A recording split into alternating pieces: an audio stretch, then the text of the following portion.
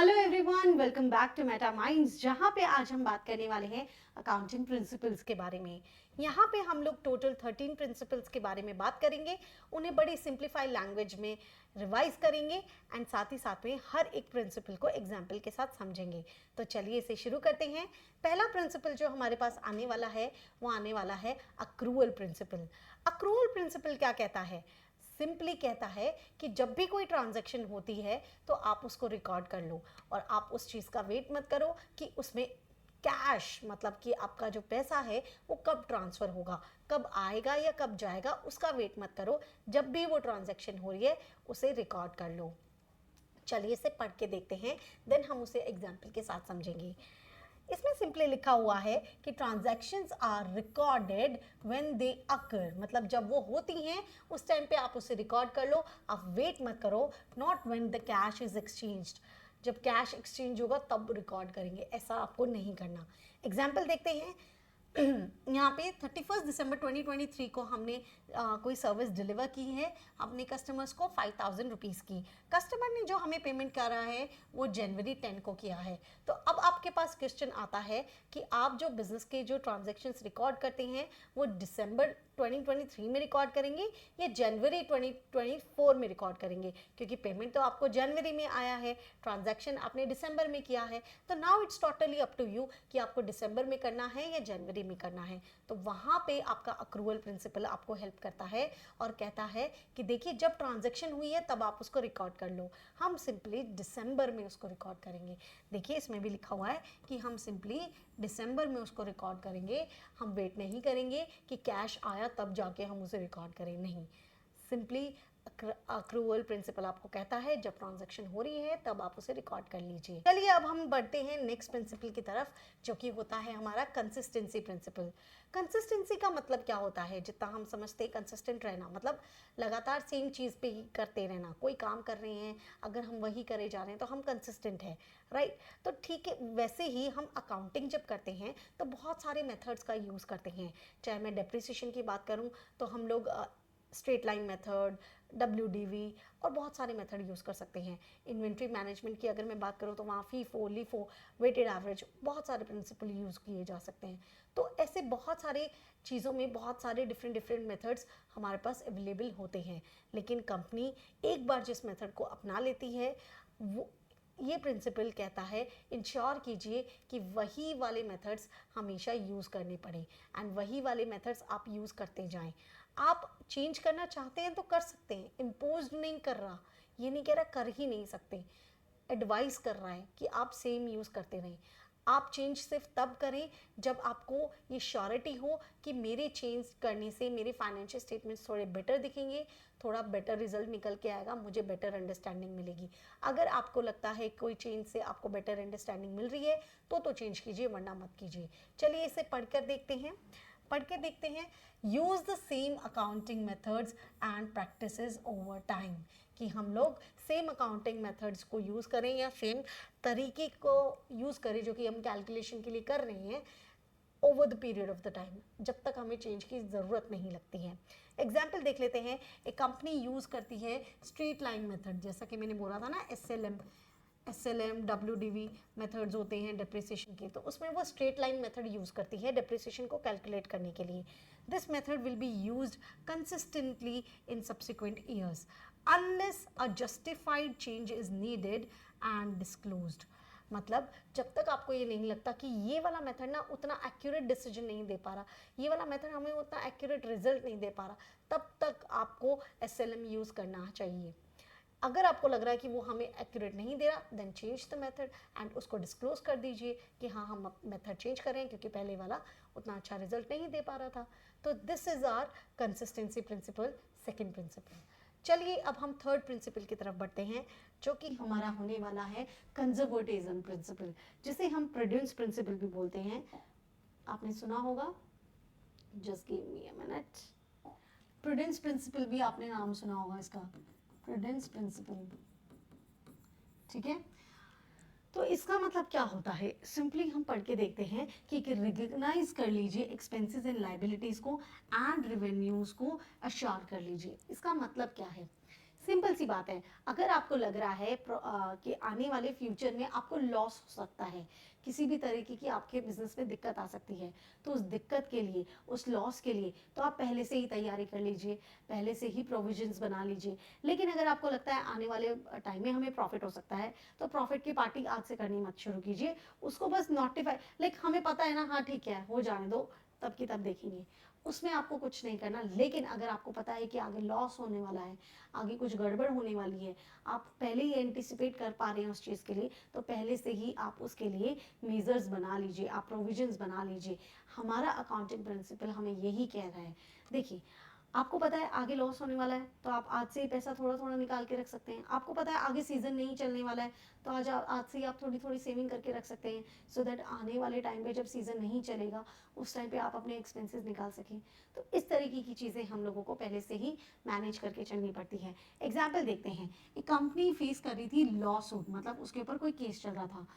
Although अभी कुछ final नहीं था कि क्या रिजल्ट निकलने वाला है, लेकिन ये चीज़ थी, अगर पॉजिटिव गया, आपके फेवर में कोई केस गया, तब तो बल्ले बल्ले पार्टी मनाओ, तब तो कोई दिक्कत ही नहीं है। लेकिन अगर गलती से वो आपके फेवर में नहीं गया, तो ये बात पक्की थी कि 50,000 का लॉस हो जाएगा।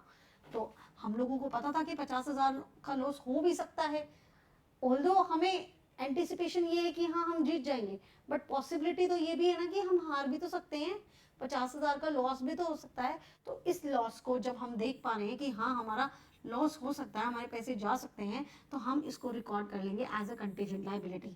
मतलब ये कभी भी हमारे ऊपर सर पे आके खड़ी हो सकती है, ये हमारी लाइबिलिटी के तौर पे, और उसको हम अपने फाइनेंशियल स्टेटमेंट्स में दिखा देंगे। तो कंजर्वेटिज्म हमें यही कहता है कि आप लॉस है तो पहले से तैयारी कर लो, और प्रॉफिट है तो बल्ले बल्ले थल्ले थल्ले बैठे रहो, कोई बात नहीं, वेट करो, ठीक है। तो लॉस है तो प्रोविजंस बना के चलो। हमारा थर्ड प्रिंसिपल हम लोगों ने कर लिया है। चलिए अब हम फोर्थ प्रिंसिपल की तरफ बढ़ते हैं, जो कि होने वाला है गोइंग कंसर्न कॉन्सेप्ट। देखिए, गोइंग कंसर्न कॉन्सेप्ट आपको ये कहता है कि जब भी आप अकाउंटिंग कर रहे हो, तो आप इस अजम्पशन के साथ करो कि ये बिजनेस ना लंबा चलने वाला है, जल्दी बंद नहीं होने वाला। जब भी आप कोई कैलकुलेशन कर रहे हैं, कोई मेथड लगा रहे हैं, कोई भी अजम्पशन के साथ कोई कैलकुलेशन कर रहे हैं, तो आप ये सोच के चलिएगा कि ये वाला जो बिजनेस है ना, मेरा लंबा चलने वाला है, जल्दी बंद नहीं होने वाला है, ठीक है। इसको पढ़ के देखते हैं। Assume the business will continue to operate indefinitely, कि ये चलता रहेगा, हम इस assumption के साथ अपने बिजनेस की कैलकुलेशंस करते हैं। एग्जाम्पल देखते हैं, when preparing the financial statements, a company continues to record fixed assets like building machinery at their historical cost।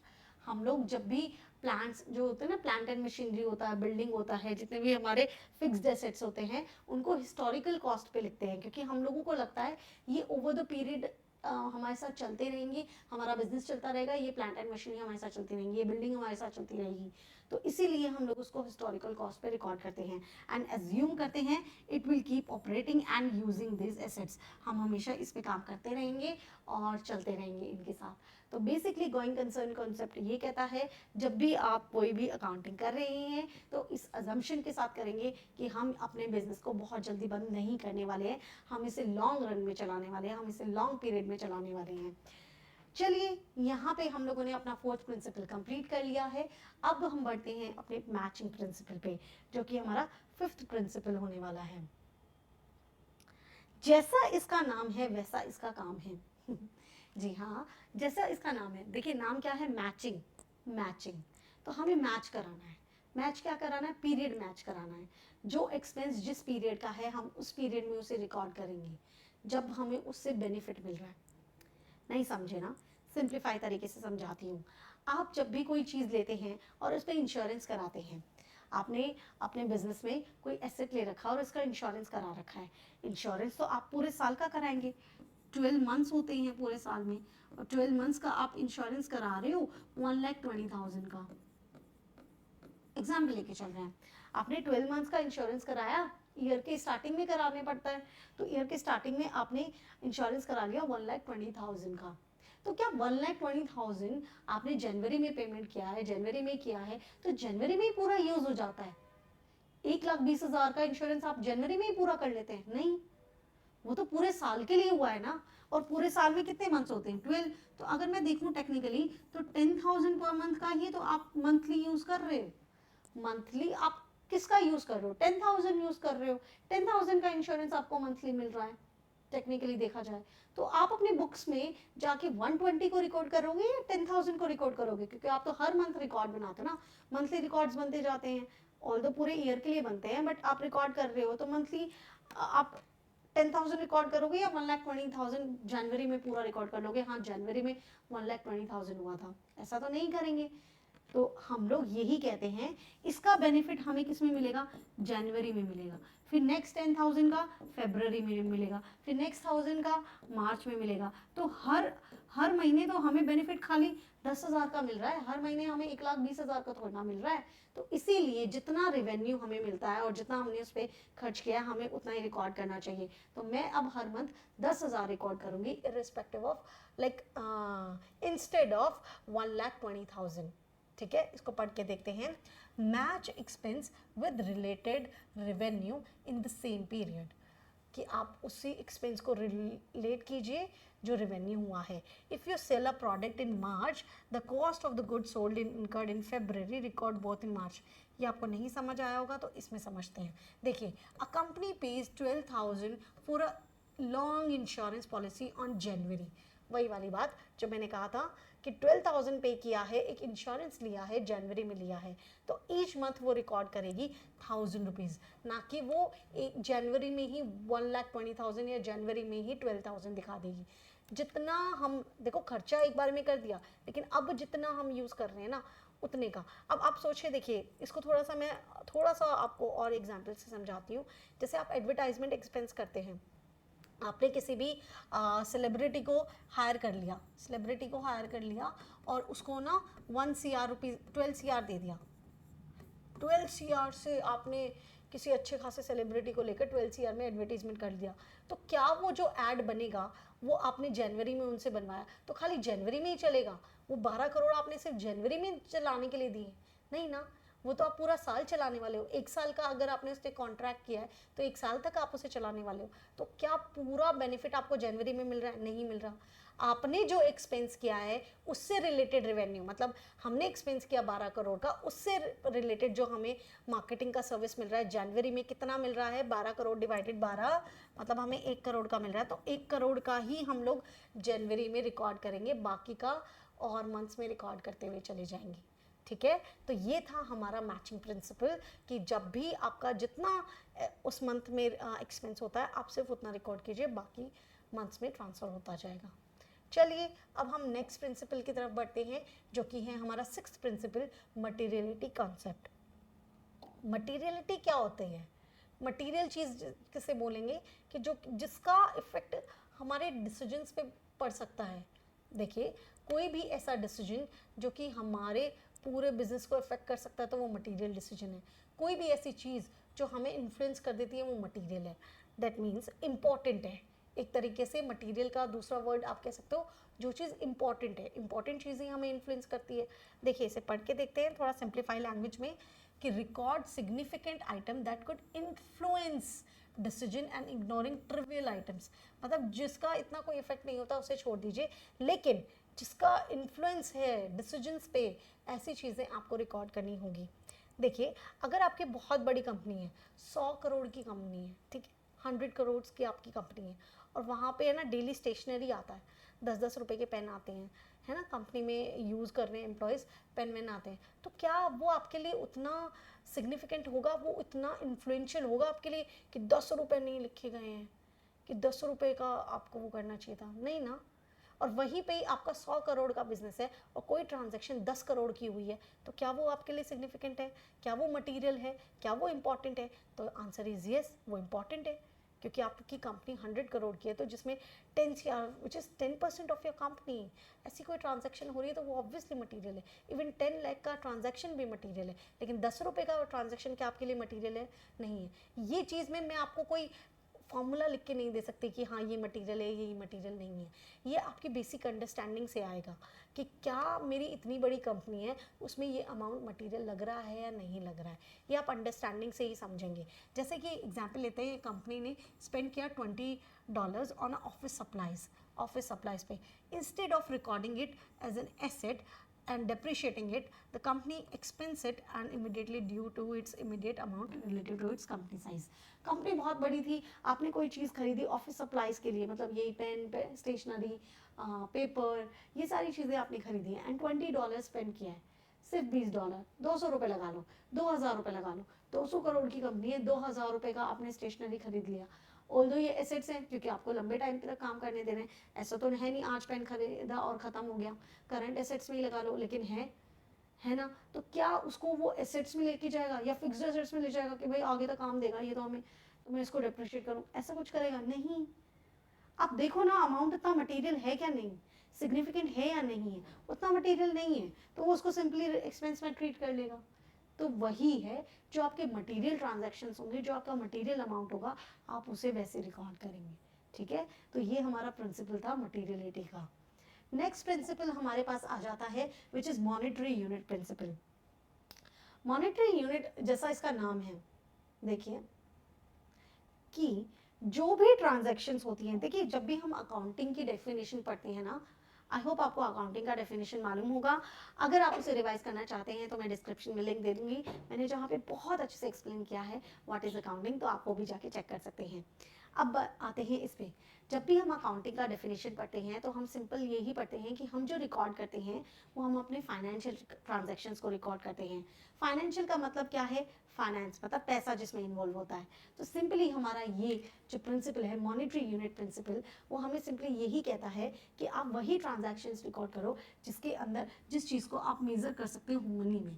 कोई ट्रांजैक्शन जिसे आप मेजर नहीं कर सकते मनी में, आप उसे रिकॉर्ड नहीं करेंगे। एक एम्प्लॉय बहुत अच्छा है और उसके अच्छे होने की वजह से कोई सेल हो रही है, तो मैं सेल को रिकॉर्ड कर सकती हूँ, उसका अच्छा होना रिकॉर्ड नहीं कर सकती बिकॉज उसे मेजर नहीं कर सकती ना मैं मनी में। सेल मेरी मेजर हो सकती है मनी में, ठीक है, तो only record transaction that can be measure in money, तो हम लोग उसे रिकॉर्ड करेंगे। एग्जाम्पल पढ़ते हैं,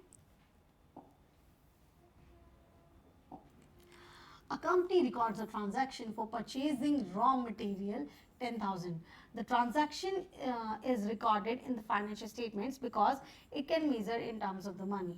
मतलब ऑब्वियसली हम कोई परचेज कर रहे हैं, सेल कर रहे हैं, कोई चीज़ खरीद के ला रहे हैं, बेच रहे हैं या कोई और ट्रांजैक्शन कर रहे हैं, जितने भी ट्रांजैक्शन हम मनी में मेजर कर सकते हैं वो सारी हम बिजनेस में रिकॉर्ड करेंगे, और जो ट्रांजैक्शन हम मनी में मेजर नहीं कर सकते हम उसे रिकॉर्ड नहीं करेंगे। ठीक है, चलिए अब हम नेक्स्ट प्रिंसिपल पे बढ़ते हैं जो कि हमारा होने वाला है रेवेन्यू रिकॉग्नाइजेशन प्रिंसिपल। इसे थोड़ा सा जूम करते हैं। रेवेन्यू रिकॉग्नाइजेशन का बेसिक मतलब क्या होता है? रेवेन्यू रिकॉग्नाइजेशन, रेवेन्यू का मतलब क्या होता है? कमाना, मतलब जो भी आपने कमाया, जो भी आपने पैसे कमाए सेल करके या कैसे भी, वो आपका रेवेन्यू होता है। ठीक है, रिकॉग्नाइजेशन का मतलब क्या होता है कि कब उसे रिकॉर्ड करें, कब उसे मान ले कि हाँ हमने ये कमा लिया है, कब उसको जाके अपने बुक्स ऑफ अकाउंट्स में लिख दें कि हाँ हमने ये कमा लिया है, तो वो होता है रेवेन्यू रिकॉग्नाइजेशन। तो रेवेन्यू रिकॉग्नाइजेशन ये कहता है कि जब भी अर्न किया जाए या रिलाइजेबल हो तब भी आप उसको रिकॉर्ड कर लीजिए।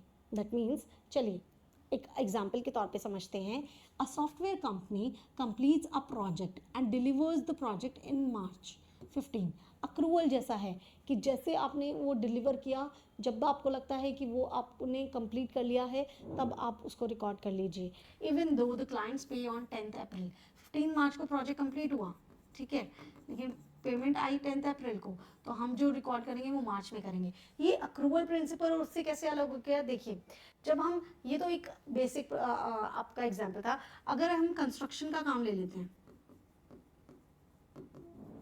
कंस्ट्रक्शन का काम कभी भी ना ऐसा नहीं है एक महीने में खत्म हो गया, हो सकता है वो एक साल में खत्म हो, धीरे धीरे करके पैसे मिल रहे हैं आपको।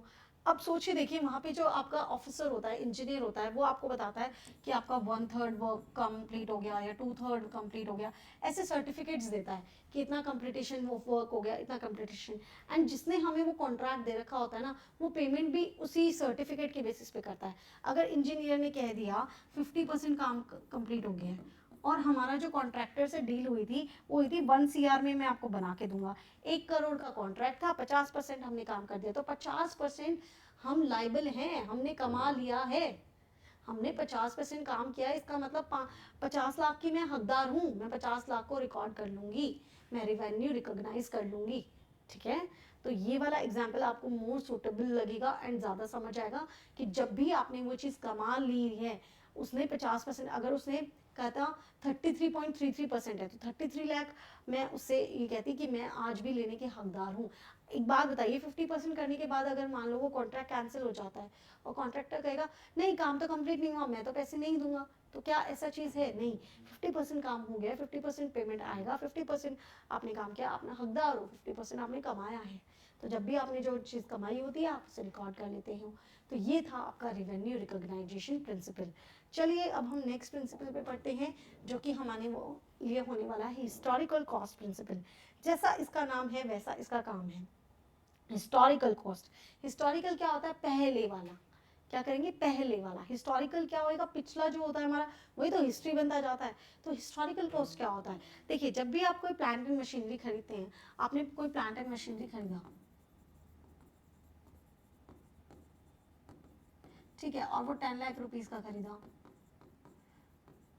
तो आज आपने खरीदा है, वो लंबे टाइम तक यूज होने वाला है, तो बेसिकली आपके फिक्स्ड एसेट है ये, आप ओवर द टाइम उस पर डेप्रिसिएशन लगा लगा के उसको खत्म करेंगे। तो आप जब भी उसको बुक्स में दिखाएंगे तो किस कॉस्ट पे दिखाएंगे? क्या हम मार्केट वैल्यू दिखाएंगे कि आज इसकी मार्केट में ना ये वैल्यू चल रही है, आज अगर मैं बेचूँ ना तो इतने में बिक जाएगा, है ना? और या फिर आप उस कॉस्ट पे दिखाएंगे जिस कॉस्ट पे आपने उसको खरीदा था। तो बेसिकली हम जो अकाउंटिंग करते हैं, सोच के देखिए, अकाउंटिंग जो करते हैं हम अपनी ईज के लिए करते हैं, ताकि हम एक बहुत ईजी से सारी चीज़ें समझ सकें, उसमें से एग्जैक्ट रिजल्ट निकाल सकें, उसे कंपेरेबल बना सकें। अब सोच के देखिए, आपने अगर मार्केट वैल्यू से लिखना शुरू कर दिया, मार्केट वैल्यू तो फ्लक्चुएट करती रहती है, और आप जो अकाउंट्स बनाते हो वो फाइनेंशियली एक बार बनाते हो, आप एक बार ही बैलेंस शीट बनाओगे ना, ठीक है? तो ऐसे तो फ्लक्चुएट, कभी हमें एक्चुअल रिजल्ट नहीं पता लगेगा। तो इसीलिए हम जो रिकॉर्ड करते हैं वो हिस्टोरिकल कॉस्ट पे रिकॉर्ड करते हैं, सो दैट हमें एक बेसिक जो अंडरस्टैंडिंग है वो आ सके, मार्केट फ्लक्चुएशन हमारे अकाउंट्स में डिफर ना करें, हमें हमें दिक्कत ना दे उसे समझने के लिए। देखिए, इसे पढ़ के देखते हैं। Record asset eight there purchase price. जब भी आपने परचेज किया है उस प्राइस पे आप उसको रिकॉर्ड कर लीजिए। A company purchases land for the $1 lakh, the land is recorded on the balance sheet 1 lakh में। इवन उसका मार्केट वैल्यू बाद में 1,20,000 हो गया। मार्केट वैल्यू से हम नहीं करते, बिकॉज वो फ्लक्चुएट होती रहती है एंड बाद में फिर उसे समझना मुश्किल हो जाएगा।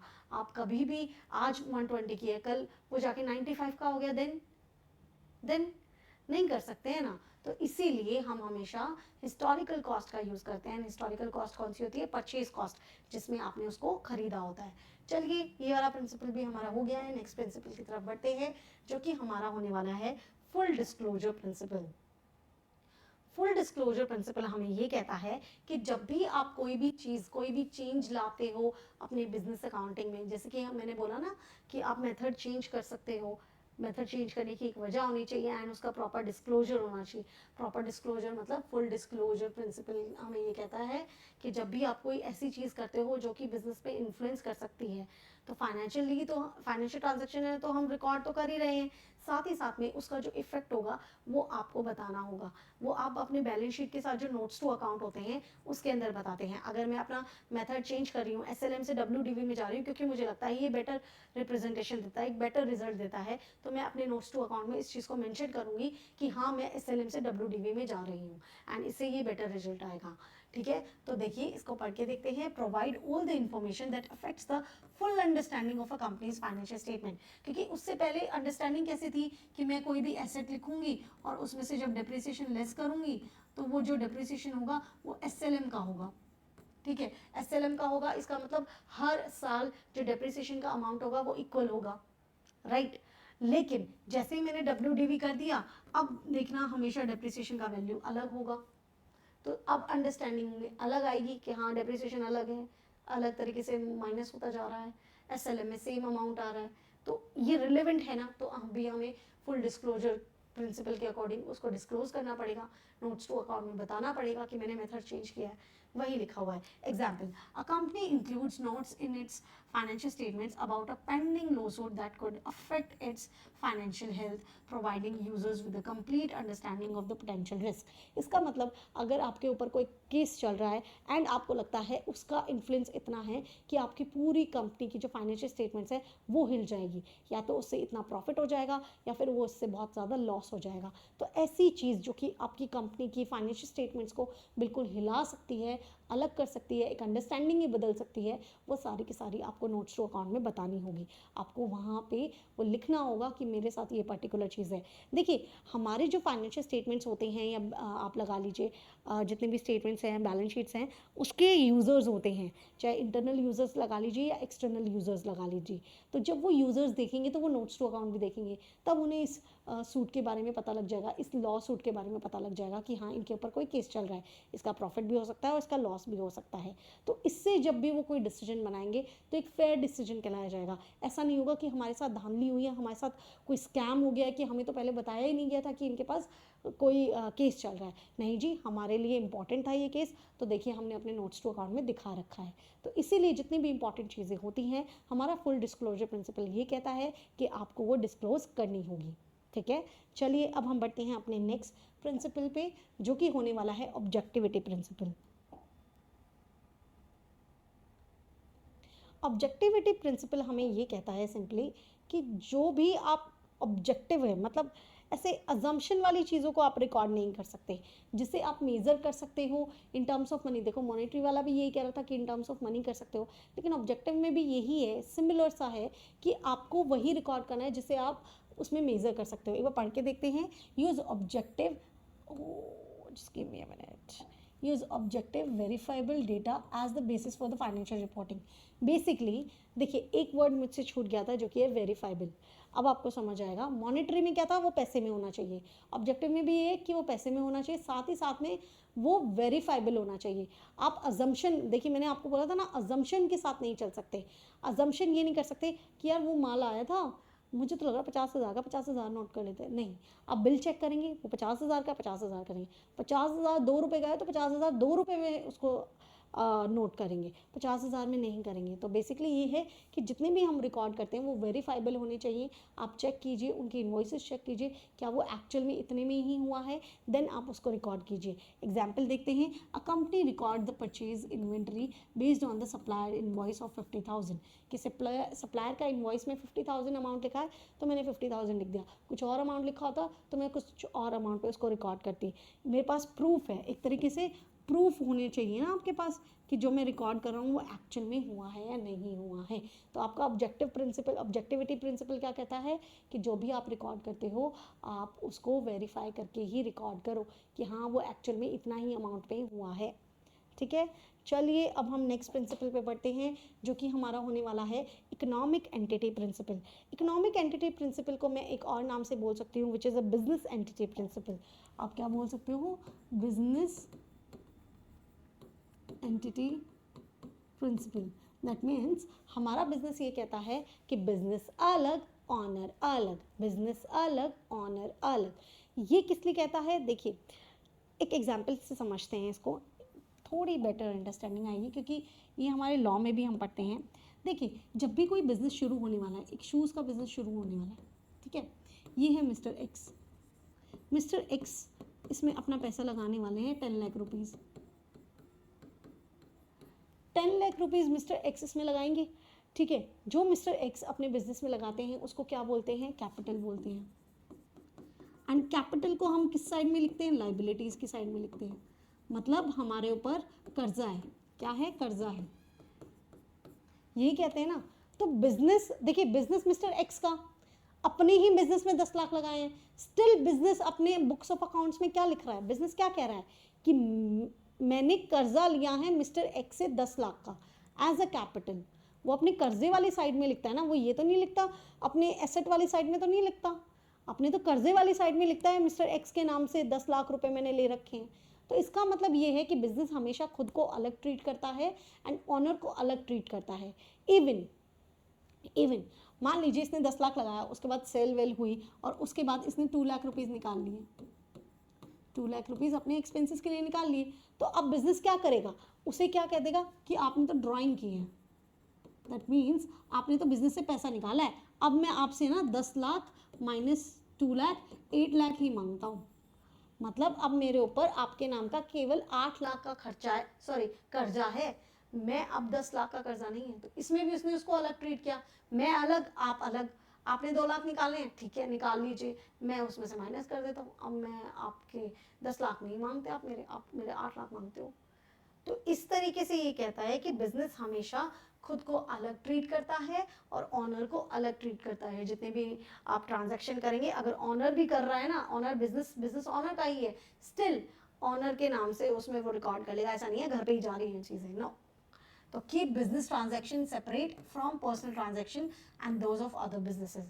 Example देखते हैं, the owner of the sole proprietorship uses separate bank account for business transaction and do not mix personal expense and ensuring business financial statements reflect only business activities. कि अपने लिए account ही अलग use करता है, business के लिए हम कौन सा use करते हैं account, current account use करते हैं, बिजनेस का करंट अकाउंट होता है, हम लोगों के जो अकाउंट होते हैं वो सेविंग अकाउंट होते हैं, हम लोग करंट अकाउंट यूज करते हैं बिजनेस के लिए, जितने भी बिजनेस की ट्रांजैक्शन होंगी हम उस अकाउंट से करेंगे, क्योंकि बिजनेस अलग और हम अलग, ठीक है। तो चलिए अब हम नेक्स्ट प्रिंसिपल पे बढ़ते हैं, जो कि होता है हमारा last but not the least, which is time period principle. Time period principle कहता है कि जब भी आप कोई फाइनेंशियल स्टेटमेंट्स बनाते हैं, वो किसी पर्टिकुलर टाइम पीरियड के लिए बनाना होना चाहिए, चाहे वो आप अपने कह सकते हो मंथली के लिए बना रहे हो, क्वार्टरली के लिए बना रहे हो, एनुअल बना रहे हो, वो किसी पर्टिकुलर स्पेसिफिक टाइम पीरियड के लिए होना चाहिए।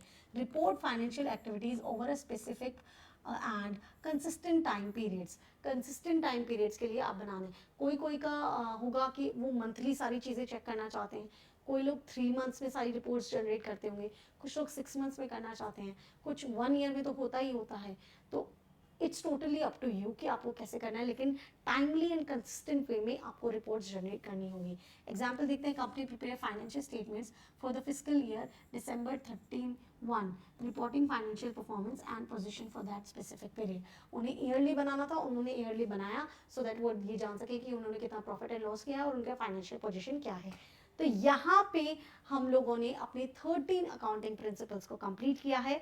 आई होप आपको ये सारे बहुत ही सिंप्लीफाई लैंग्वेज में लगे होंगे एंड बहुत अच्छे से आपको समझ आए होंगे, लेकिन फिर भी आपको कोई डाउट होता है तो मुझे कमेंट सेक्शन में पूछ सकते हैं, मैं हाजिर रहूंगी आपको आंसर करने के लिए। और ऐसे ही मैं आती रहूंगी आप लोगों के लिए डिफरेंट काइंड्स ऑफ वीडियोस लेकर। और साथ ही साथ मैं आपसे एक रिक्वेस्ट करूंगी कि आप अपना फीडबैक ज़रूर दीजिएगा, सो दैट मुझे पता लगे कि आप तक ये जो सारी इन्फॉर्मेशन है वो सही से डिलीवर हुआ है या नहीं हुआ है।